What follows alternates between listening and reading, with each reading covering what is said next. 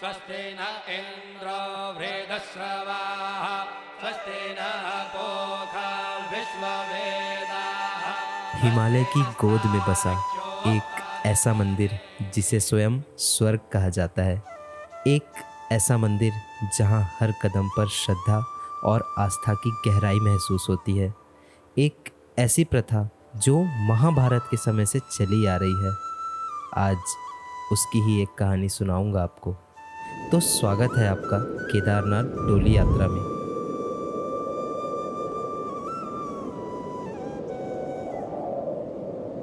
हर वर्ष सर्दियों के मौसम में अधिक बर्फ पड़ने पर केदारनाथ धाम के कपाट 6 महीनों के लिए बंद कर दिए जाते हैं। तत्पश्चात भगवान शिव की पंचमुखी डोली को केदारनाथ से उनके शीतकालीन गद्दी स्थल ऊखीमठ ओमकारेश्वर मंदिर लाया जाता है और अगले 6 महीनों तक यहीं भगवान की पूजा होती है। फिर अगले वर्ष शुभ तिथि अनुसार अक्षय तृतीया में भगवान शिव की पंचमुखी डोली को ऊखीमठ से वापस उनके धाम केदारनाथ ले जाया जाता है और सभी भक्तों के लिए कपाट फिर से खोल दिए जाते हैं। यह चक्र हर साल ऐसे ही चलता रहता है। तो इस वीडियो में हम सब बाबा केदार की भव्य डोली यात्रा देखेंगे।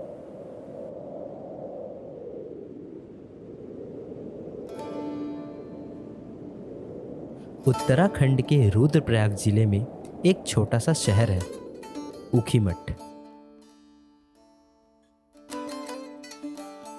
और आज डोली यात्रा से ठीक एक दिन पहले यहाँ पे भैरव पूजा होती है।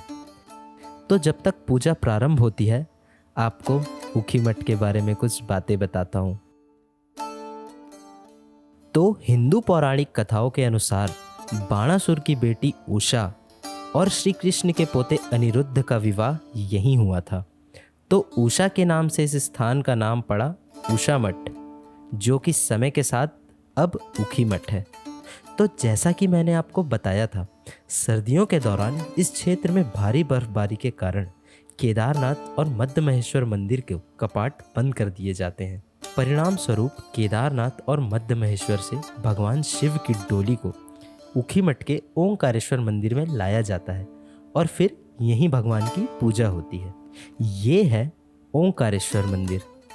राजा मानधाता ने भगवान शिव की तपस्या की थी और उनकी तपस्या से प्रसन्न होकर भगवान शिव ने उन्हें ओंकारेश्वर रूप में दर्शन दिया।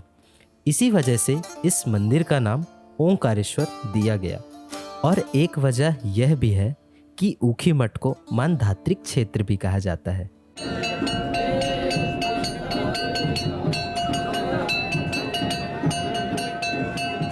परंपरा अनुसार आज ओंकारेश्वर में स्थित भैरवनाथ जी की पूजा की जाती है। भैरवनाथ जी को केदार क्षेत्र का क्षेत्रपाल या रक्षक भी कहा जाता है। इसलिए इस पूजा से यह सुनिश्चित किया जाता है कि कल से शुरू हो रही भगवान शिव की डोली यात्रा सफलतापूर्वक होगी और भैरवनाथ जी का आशीर्वाद प्राप्त होगा।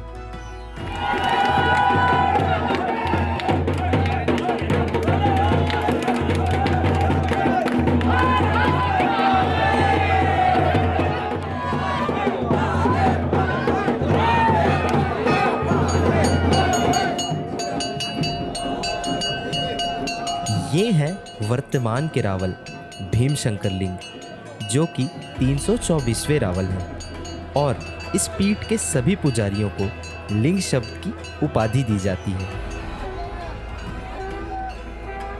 ओंकारेश्वर पीठ में 4 मंदिर आते हैं: केदारनाथ, मध्य महेश्वर, गुप्त काशी और ओंकारेश्वर।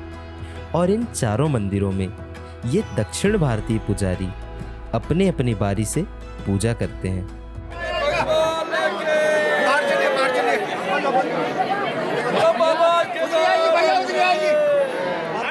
इसी के साथ भारतीय सेना का बैंड भी इस यात्रा का प्रमुख हिस्सा होता है।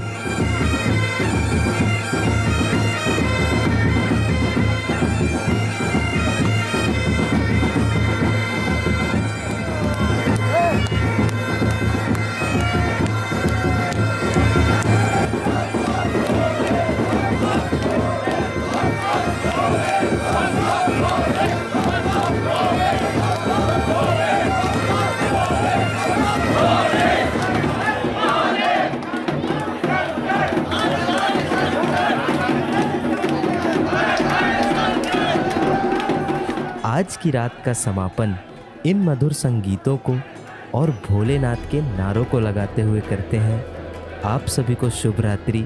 मिलते हैं कल।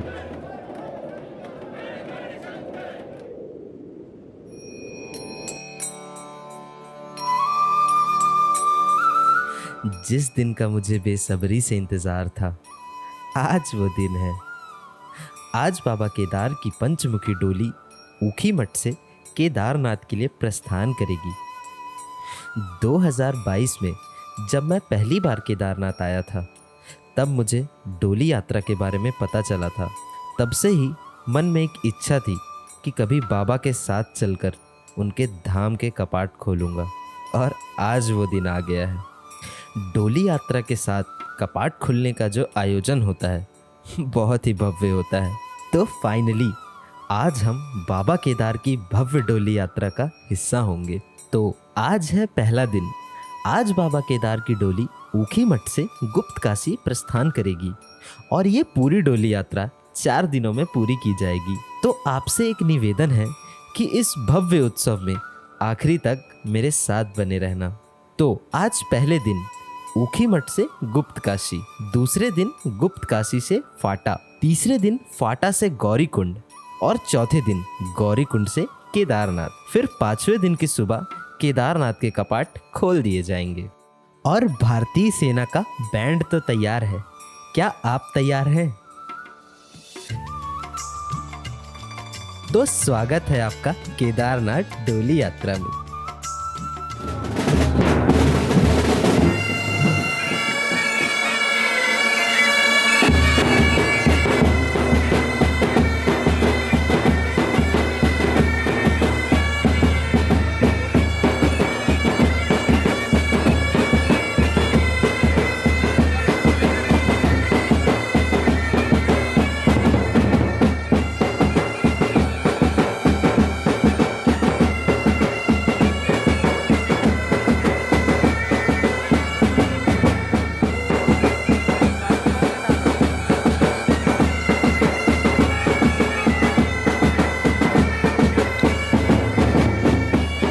उत्तराखंड सरकार द्वारा प्रसाद और भंडारे का भी आयोजन है, तो हमने भी भंडारे का आनंद लिया। और बस अब कुछ ही क्षण बाकी है डोली यात्रा प्रारंभ होने में।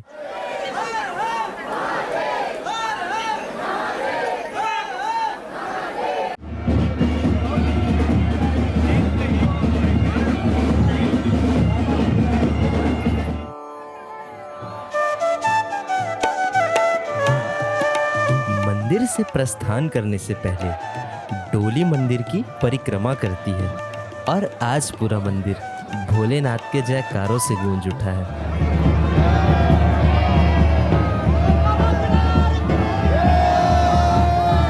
वैसे तो केदारनाथ डोली यात्रा में भगवान शिव की पंचमुखी मूर्ति को चांदी की बनी डोली में फूलों और मालाओं से सजाकर उनके धाम केदारनाथ ले जाया जाता है। अब गौर से सुनना।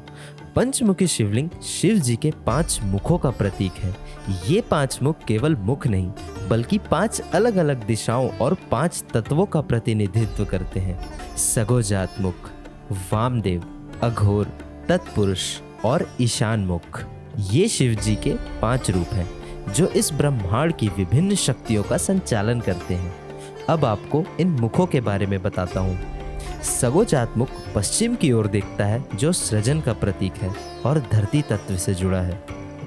वामदेव मुख उत्तर की ओर देखता है, जो रक्षा और पोषण का प्रतीक है और जल तत्व से जुड़ा है। अघोर मुख दक्षिण की ओर देखता है, जो विनाश और परिवर्तन का प्रतीक है और अग्नि तत्व से जुड़ा है। तत्पुरुष मुख पूर्व की ओर देखता है, जो शिव के आध्यात्मिक स्वरूप का प्रतीक है और वायु तत्व से जुड़ा है। ईशान मुख ऊपर की ओर देखता है, जो शिव के सर्वव्यापी स्वरूप का प्रतीक है और आकाश तत्व से जुड़ा है। सृजन, पालन, पोषण, परिवर्तन, ज्ञान और मुक्ति, धरती, जल, अग्नि, वायु और आकाश सब शिव हैं। इसलिए कहते हैं ना, कोई तुम्हारा क्या विनाश करेगा जब विनाशकर्ता खुद तुम्हारे साथ है।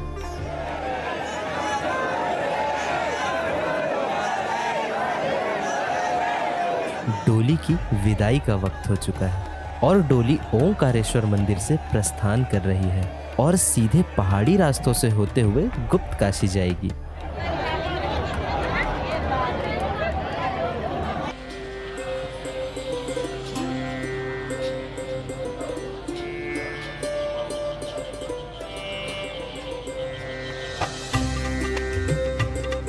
तो मेरी ही तरह आप भी बहुत उत्सुक होंगे और मन में कुछ सवाल भी होंगे। तो डोली के साथ चलते चलते आपको कुछ और बातें बताता हूँ। पहला, शिव जी की पंचमुखी डोली को लाने और ले जाने का अधिकार आम भक्तों को नहीं है। ये अधिकार सिर्फ ऊखी मठ के रासी और गोंदार गांव के लोगों को प्राप्त है, और वह लोग ये पूरी यात्रा, जो कि लगभग 60 किलोमीटर है, खाली पैर करते हैं। अब आप सोच रहे होंगे कि ये डोली यात्रा की प्रथा कब से चली आ रही है। माना जाता है जब से केदारनाथ अस्तित्व में है, उतनी ही पुरानी ये प्रथा भी है। वैसे तो 2 मूर्तियां डोली यात्रा का हिस्सा होती है, एक भोग मूर्ति और दूसरी पंचमुखी मूर्ति। पर कहते हैं पहले डोली की प्रथा नहीं थी, सिर्फ भोग मूर्ति को ही पीठ पर केदारनाथ ले जाया जाता था, और आज जो पूरी चांदी की बनी डोली को केदारनाथ ले जाया जाता है। इसे बिरला परिवार ने सन 1964 में केदारनाथ धाम को भेंट में दी थी, और तब से ही डोली यात्रा ने एक भव्य उत्सव का रूप लिया, जिसे आज डोली यात्रा या उत्सव यात्रा के नाम से जाना जाता है।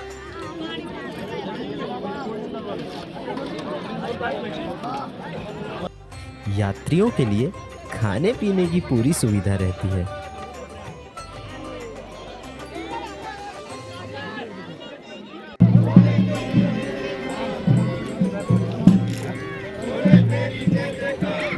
भोलेनाथ के भक्तों का जोश और उत्साह इतना है कि रास्तों का पता ही नहीं चल रहा है।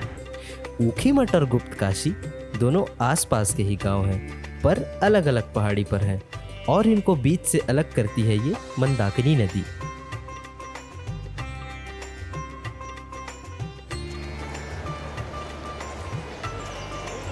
डोली ऐसे ही पहाड़ी रास्तों से होते हुए आगे बढ़ती रहती है।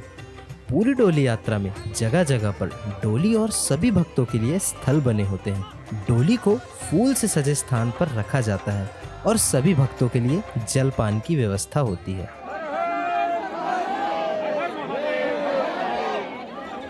इन 4 दिनों की यात्रा में डोली अनेकों गांव से होते हुए गुजरती है, और भोलेनाथ के हजारों श्रद्धालु डोली के स्वागत में खड़े रहते हैं। सभी का मानना है स्वयं भगवान शिव डोली में बैठकर केदारनाथ जा रहे हैं, जिस पर सभी भक्त भगवान शिव की आराधना करते हैं और उनका आशीर्वाद प्राप्त करते हैं।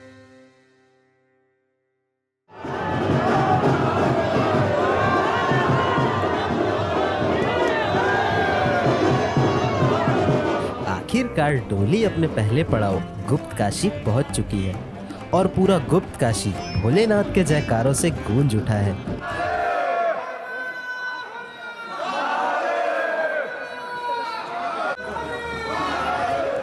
अब डोली बाजार से होते हुए आज की अपनी रात्रि विश्राम स्थल काशी विश्वनाथ मंदिर पहुंच चुकी है, और सभी श्रद्धालु डोली के स्वागत में खड़े हैं।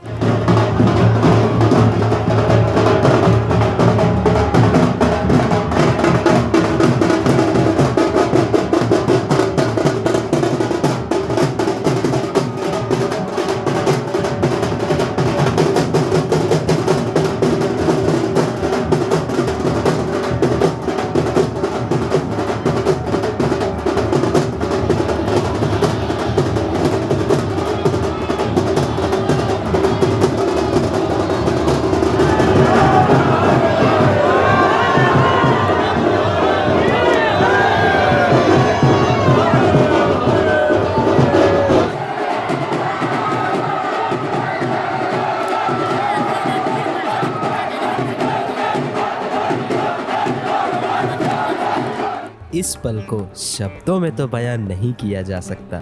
सभी भक्तों का उत्साह उनके भोलेनाथ के लिए साफ दिखाई दे रहा है। अगर आप भी सच्ची श्रद्धा भाव से डोली यात्रा के साथ बने हुए हैं, तो एक जयकारा आप भी लगाएं मेरे साथ।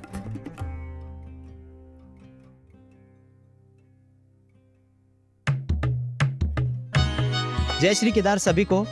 तो आज 6 मई है और बाबा केदार की डोली ऊखीमठ से गुप्त काशी आ चुकी है। मेरे सामने ही है विश्वनाथ मंदिर गुप्त काशी में, और ये मेरे पीछे पूरा ऊखीमठ है। आज मौसम बहुत ज़ोरों पर है इसलिए कुछ दिख नहीं रहा है, और डोली में इतनी एनर्जी है डोली में, और सभी भक्तों में इतनी एनर्जी है कि डोली के साथ चलने में बहुत मज़ा आ रहा है। तो अभी की कहानी ये है कि आज डोली गुप्त काशी में विश्राम करेगी, जो कि ऊखीमठ से यहाँ गुप्त काशी में आ चुकी है, विश्वनाथ मंदिर में ही विश्राम करेगी। तो हम भी यहाँ आ चुके हैं और डोली के साथ साथ चल रहे हैं, तो आगे चलते रहेंगे और आपको दिखाते रहेंगे।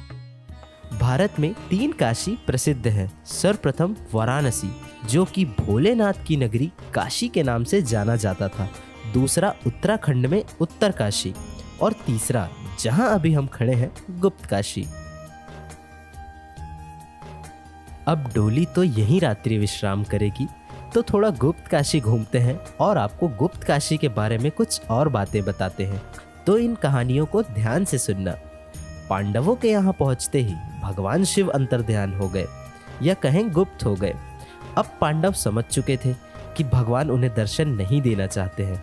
तब पांडवों ने यहाँ भगवान शिव सहित माता सती की आराधना की। माता प्रसन्न हुई और पांडवों को दर्शन देकर वर मांगने को कहा। पांडवों ने महादेव के दर्शन करने की अपनी इच्छा माता को बताई, और महादेव माता की बात ना टाल सके और पांडवों को अर्धनारीश्वर रूप में दर्शन दिया। जिसके बाद पांडवों ने मुख्य मंदिर के बगल में अर्धनारीश्वर मंदिर का भी निर्माण किया। पौराणिक कथाओं के अनुसार शिव जी ने माता पार्वती को विवाह का प्रस्ताव यहीं गुप्त काशी में दिया था, और माता पार्वती ने भी यह प्रस्ताव स्वीकार किया था। एक और कहानी है, ध्यान से सुनना। पूर्व काल में पांडवों और कौरवों का महाभारत युद्ध हुआ था। तब पांडवों ने अपने भाइयों और गुरुजनों को मारा था। तब उन पे गोत्र और ब्रह्म हत्या का पाप लग गया था। उसके बाद वह अपने पाप का उद्धार करने के लिए ब्रह्म ऋषि नारद जी के पास गए और कहा, हम पे यह पाप लग गया है, इस पाप से हमें कैसे मुक्ति मिलेगी। तब नारद जी उनसे कहते हैं, आप हिमालय में जाओ, वहाँ पे शंकर भोलेनाथ हैं, उनकी पूजा अर्चना करो, उनको मनाओ, वही आपको इस पाप से मुक्ति दिलाएंगे। इसके बाद पांडवों ने हजारों वर्ष तक तपस्या की। तब भगवान भोलेनाथ यहाँ से अंतर्ध्यान होकर के केदारनाथ में चले गए, और पांडव भी उनके पीछे पीछे हिमालय में केदारनाथ पहुँच गए। पर भगवान शिव उन्हें अब भी दर्शन नहीं देना चाहते थे, इसलिए भगवान ने छल किया और वहाँ पर हजारों की तादाद में भैंसें उत्पन्न हो गई, और इससे पांडवों का रास्ता अवरुद्ध हो गया, जिससे पांडव ऊपर हिमालय में नहीं जा पा रहे थे। तब भीम ने जय और विजय दोनों पहाड़ों में अपने दोनों पैर रख दिए और अपने भाई नकुल और सहदेव को कहा कि सारी भैंसों को मेरे पैरों के नीचे से हाँकते जाओ। सारी भैंसें तो निकल गई, पर जिसमें भगवान का अंश था वह भैंस नहीं निकली और धरती में समाने लगी। वैसे ही भीम ने उस भैंस का पूंछ पकड़ लिया और भगवान ने उन्हें लिंग रूप में दर्शन दिया और आकाशवाणी की, अब आप अपने पापों से मुक्त हो गए। फिर पांडव ने उस लिंग की पूजा अर्चना की और घी मला, इसलिए केदारनाथ में घी लगाने का सबसे बड़ा महत्व है। फिर पांडवों ने पंचम से पूजन करके मंदिर की स्थापना की और पांडव एक एक करके स्वर्ग की ओर चले गए और उन्हें मुक्ति प्राप्त हो गई। अगर आप इस डोली यात्रा को अब तक देख रहे हैं तो आप सच्चे भोलेनाथ के भक्त हैं और कमेंट में हर हर महादेव जरूर लिखिएगा। तो गुप्त काशी घूमते घूमते शाम हो गई और काशी विश्वनाथ मंदिर में संध्या आरती का वक्त हो गया है। तो जल्दी नीचे चलते हैं और आरती का आनंद लेते हैं।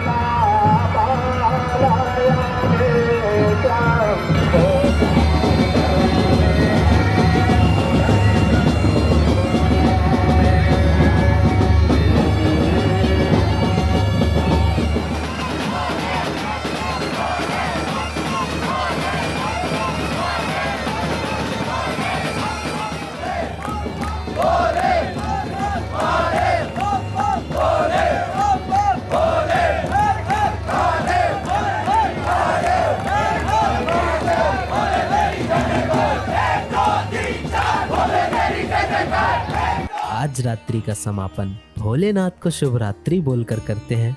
कल सुबह मिलते हैं। हर हर महादेव।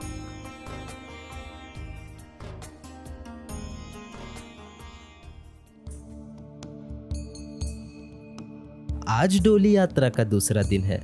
आज डोली गुप्त काशी से फाटा जाएगी और आज की यात्रा लगभग 15 से 16 किलोमीटर की होगी। डोली मंदिर से निकल चुकी है। जय श्री केदार सभी को। और डोली गुप्त काशी से निकल चुकी है आज दूसरे दिन फाटा के लिए। और हम थोड़ा पीछे छूट गए हैं अभी, क्योंकि नाश्ता करने में लेट हो गया। मुख्य सेवक का भंडारा होता है, उसमें बहुत घाट है, इसलिए धीरे धीरे चढ़ रहे हैं हम लोग और जा रहे हैं डोली के पास।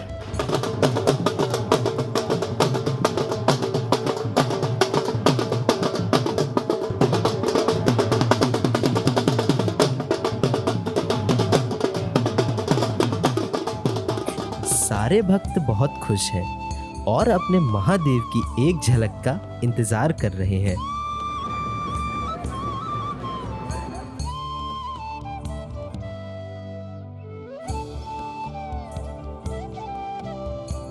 खाने पीने की व्यवस्था पूरी रहती है यात्रा में।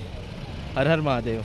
डोली अपने मुख्य रास्तों से होते हुए आगे बढ़ती रहती है, जिसमें पहाड़ी रास्ते ज़्यादा होते हैं और डोली कई गांवों से होते हुए जाती है।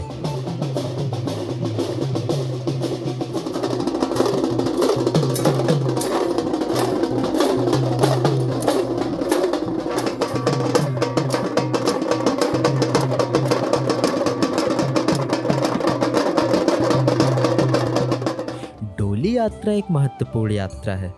माना जाता है स्वयं भगवान डोली में बैठकर यात्रा कर रहे हैं, अपने मंदिर से निकलकर अपने भक्तों को आशीर्वाद दे रहे हैं। यात्रा के दौरान भगवान की उपस्थिति आसपास के क्षेत्रों में सौभाग्य व समृद्धि लाती है।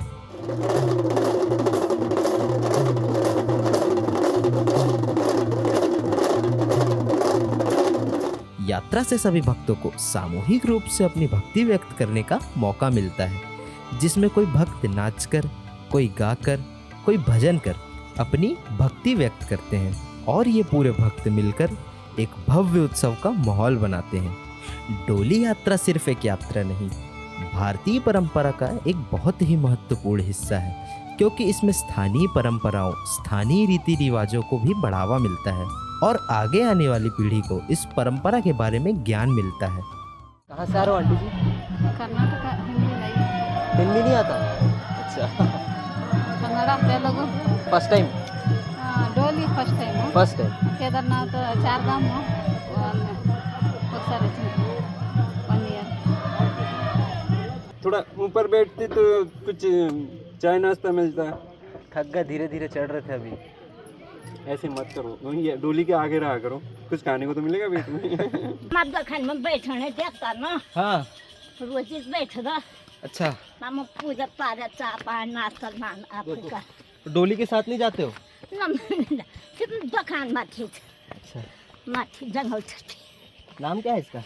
के का हाँ ये का हाँ दिया अच्छा, दिया इनो। चलो बाय बाय, हाँ टाटा। बाय। बम बम बोले, बम बम बोले, बम बम बोले, बम बम बोले। अब एकदम खड़ी चढ़ाई चालू हो चुकी है और हालत ख़राब हो रही है, पर फिर भी भोले का नारा लगाते हुए हम चढ़ रहे हैं।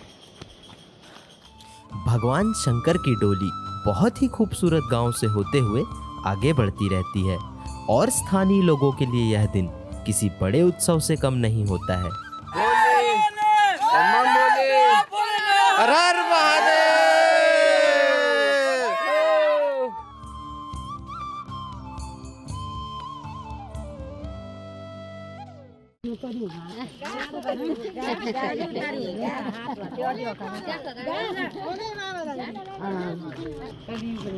ये है शिवयुग। शिवयुग। इतनी पूजा हो रही, घर घर में कीर्तन। कलयुग नहीं, शिव युग। खैर, डोली अभी फाटा से कुछ ही दूर है, जहां पर भोलेनाथ के कई भक्त उनकी प्रतीक्षा में खड़े हैं।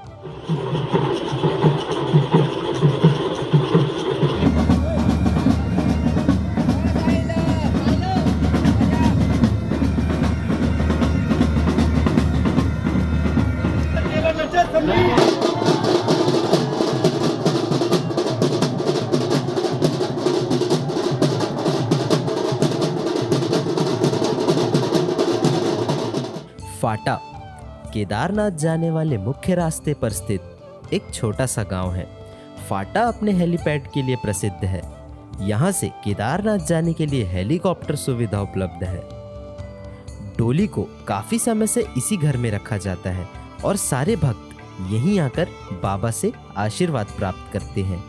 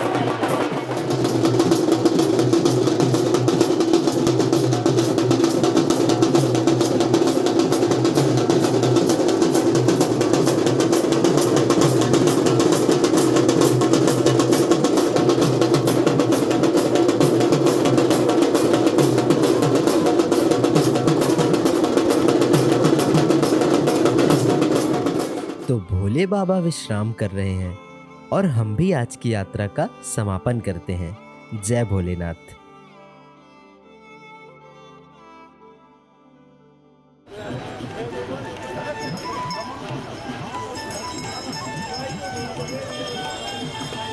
स्वागत है आपका डोली यात्रा में।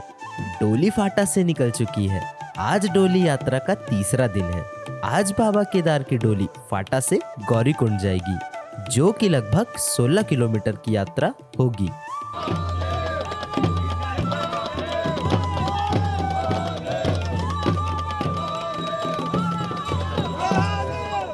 केदारनाथ डोली यात्रा अपने आप में ही एक अलग अनुभव है। नॉर्मली केदारनाथ यात्रा एक तीर्थ यात्रा तो ठीक है, पर डोली यात्रा में हम स्वयं भगवान के साथ उनके धाम जाते हैं, तब बहुत सी नई चीजें जानने को मिलती हैं और बहुत कुछ नया देखने को मिलता है। आप सबसे एक बात कहना चाहूँगा, आपको जब भी मौका मिले आप इस यात्रा को ज़रूर करिएगा। यह यात्रा आपकी लाइफ का एक अलग ही अनुभव होगा।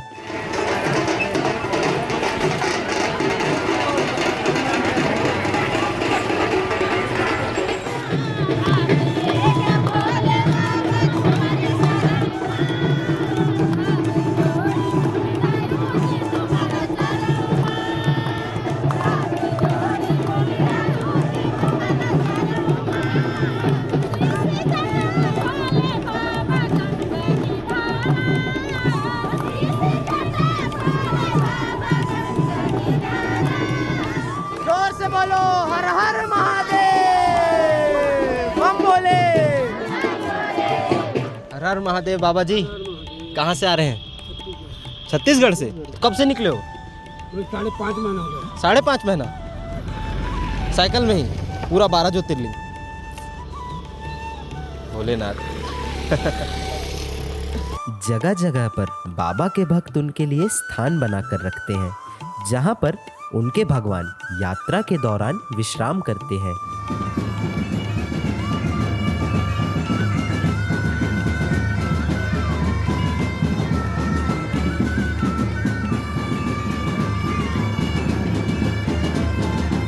कहने को तो केदारनाथ डोली यात्रा लगभग 60 किलोमीटर की है, पर जब आप इसे करने लगते हो तब रास्तों का पता ही नहीं लगता।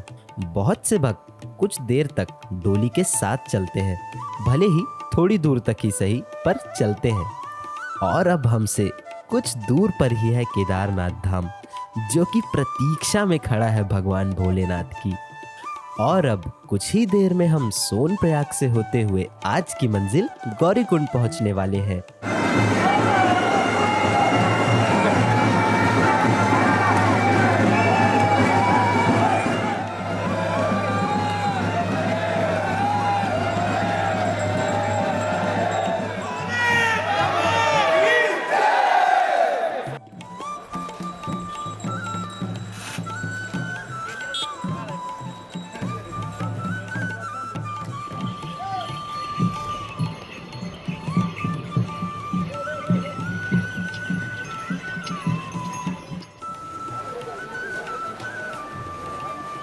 बाबा केदार की डोली गौरीकुंड पहुंच चुकी है और आज डोली गौरीकुंड के गौरा माई मंदिर में विश्राम करेगी।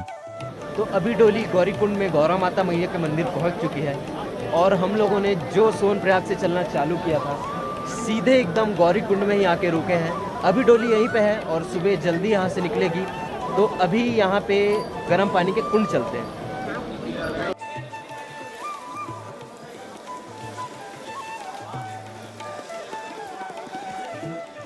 गौरीकुंड केदारनाथ धाम जाने वाले सभी श्रद्धालुओं द्वारा इस्तेमाल किए जाने वाला पहाड़ों पर स्थित एक छोटा सा गांव है।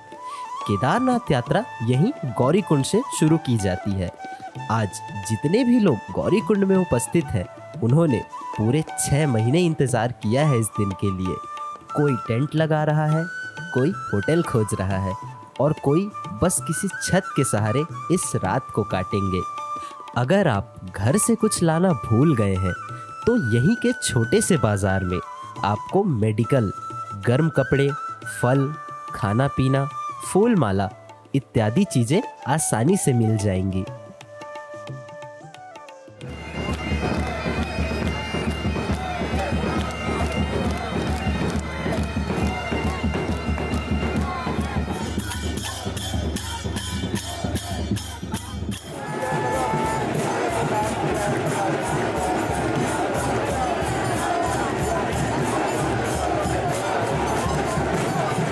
कल यहीं से डोली अपने अंतिम पड़ाव केदारनाथ के लिए प्रस्थान करेगी।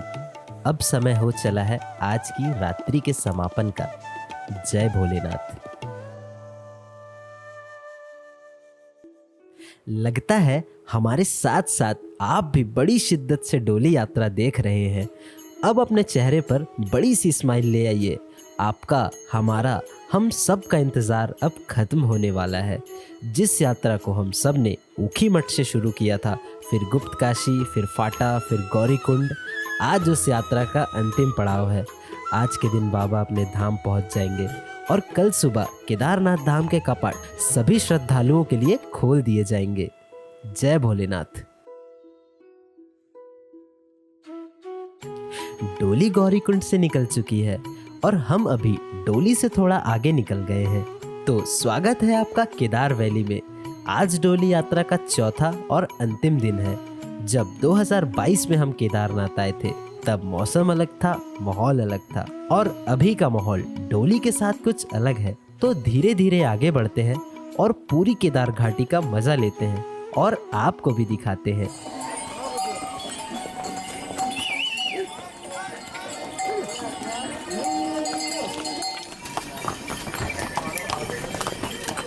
केदारनाथ की दूरी एक बहुत ही बड़ा सवाल है। कहते हैं ये ट्रैक 16 किलोमीटर का है, पर यह 16 किलोमीटर का नहीं है। 16 किलोमीटर का पुराना रास्ता हुआ करता था जो कि 2013 की आपदा में टूट गया था। ये है मंदाकिनी नदी।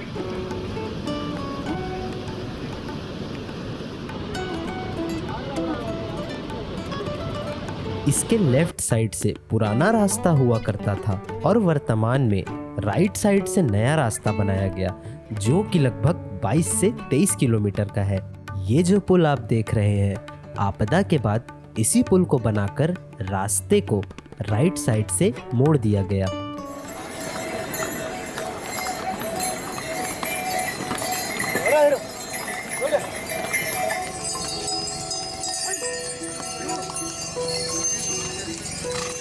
अब आपको केदारनाथ के बारे में कुछ और बातें बताता हूँ। तो जैसा कि मैंने आपको बताया था, पांडव गोत्र हत्या के पाप से मुक्त होने यहाँ आए थे और भगवान शिव ने उन्हें लिंग रूप में दर्शन दिया था। इस कहानी के अनुसार केदारनाथ महाभारत काल से अस्तित्व में है, पर महाभारत में आपको केदारनाथ का स्पष्ट वर्णन कहीं पर भी नहीं मिलता है। इसका उल्लेख धार्मिक और सांस्कृतिक कथाओं में मिलता है, जिसका मतलब ये है कि केदारनाथ महाभारत के समय से यानी लगभग 5000 सालों से अस्तित्व में है और फिर उसके बाद माना जाता है कि यह मंदिर लगभग 400 सालों तक बर्फ में दबा रहा और फिर 8वीं शताब्दी में आदि गुरु शंकराचार्य द्वारा इसका पुनर्निर्माण कराया गया। उन्होंने केदारनाथ को मूल रूप में स्थापित करके एक प्रमुख तीर्थ स्थल बनाया और आज जो हम केदारनाथ मंदिर देखते हैं वो आदि गुरु शंकराचार्य द्वारा बनाई गई संरचना है।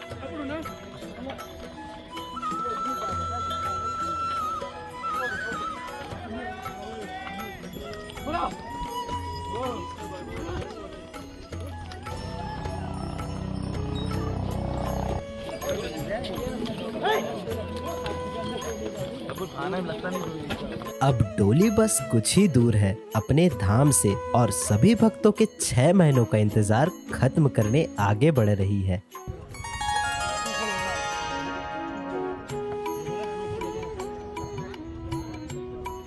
स्वागत है आपका बाबा केदार की नगरी केदारनाथ में। भगवान अपने घर पहुंच चुके हैं और आज रात्रि मंदिर के बगल में ही विश्राम करेंगे और कल सुबह केदारनाथ के कपाट खोले जाएंगे। तो कल सुबह जल्दी उठना है, इसलिए आप भी सो जाइए और हम भी सो जाते हैं। हर हर महादेव, मिलते हैं कल। हाँ जी, जिस भव्य घड़ी का हम सब इंतजार कर रहे हैं, आप सब इंतजार कर रहे हैं, फाइनली वो वक्त आ गया है। जय श्री केदार सभी को। तो फाइनली हम लोग केदारनाथ पहुंच चुके हैं और जो यात्रा हमारी 4 दिन से चल रही थी वो ख़त्म होने वाली है, एंड पे आ चुकी है। और ये मोमेंट एकदम इमोशनल सा होता है जब इतनी मेहनत करके जब हम लोग अपने भगवान के पास पहुंचते हैं। तो जब पहुंचते हैं वो बहुत ही इमोशनल मोमेंट होता है। मौसम एकदम बहुत ज़्यादा सुंदर है, बर्फ़ गिरी हुई है हल्की हल्की, मौसम भी खुला हुआ है पूरा, बहुत अच्छा लग रहा है यहाँ पे। तो महादेव के सारे भक्तों, स्वागत है आपका केदारनाथ में।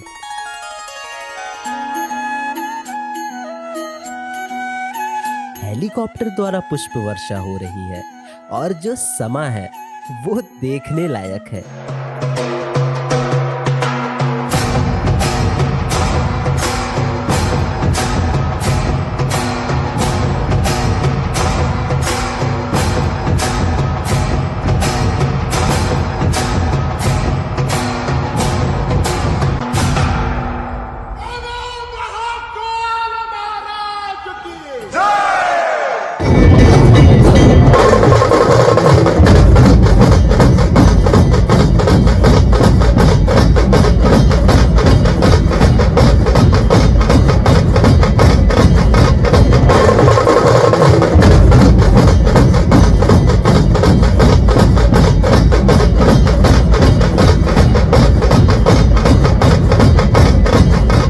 शुरुआत में ही मैंने कहा था, एक ऐसा मंदिर जिसे स्वयं स्वर्ग कहा जाता है, एक ऐसी संरचना माना ही नहीं जा सकता किसी इंसान ने बनाई हो।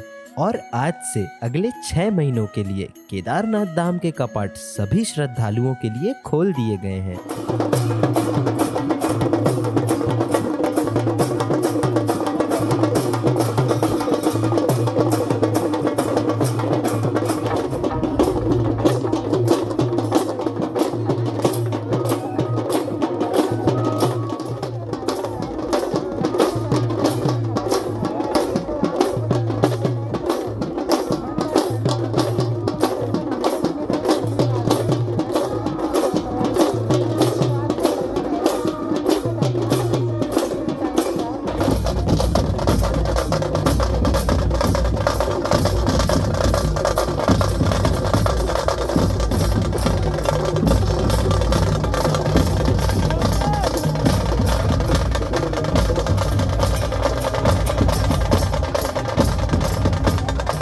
तो इसी के साथ हमारी डोली यात्रा पूरी हुई, जो हमने ऊखीमठ से स्टार्ट की थी और केदारनाथ में खत्म हुई।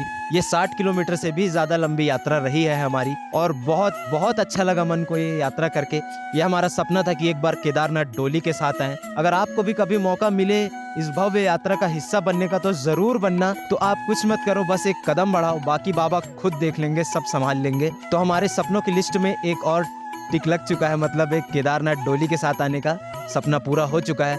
और पिछले बार हम जब आए थे, हमारी पिछली वीडियो में आपने देखा होगा, हमने वासुकी ताल ट्राई किया था जो कि इस पहाड़ में पीछे है, वो हमने ट्राई किया था, तो हम वहाँ नहीं जा पाए थे। तो वो भी एक सपना बच गया है कि अगर अगली बार केदारनाथ आए तो वहाँ ज़रूर जाएं, वासुकी ताल ज़रूर पूरा करें। और हमारी कोशिश ये रहेगी, मान्यता ये है कि अगर आप केदारनाथ में डोली के साथ आते हैं कपाट खोलने, तो आपको कपाट बंद करने भी आना पड़ता है। तो हमारी कोशिश ये रहेगी कि हम कपाट बंद करने भी आएँ। तो इसी के साथ हमारी यात्रा को ख़त्म करते हैं। जय श्री केदार।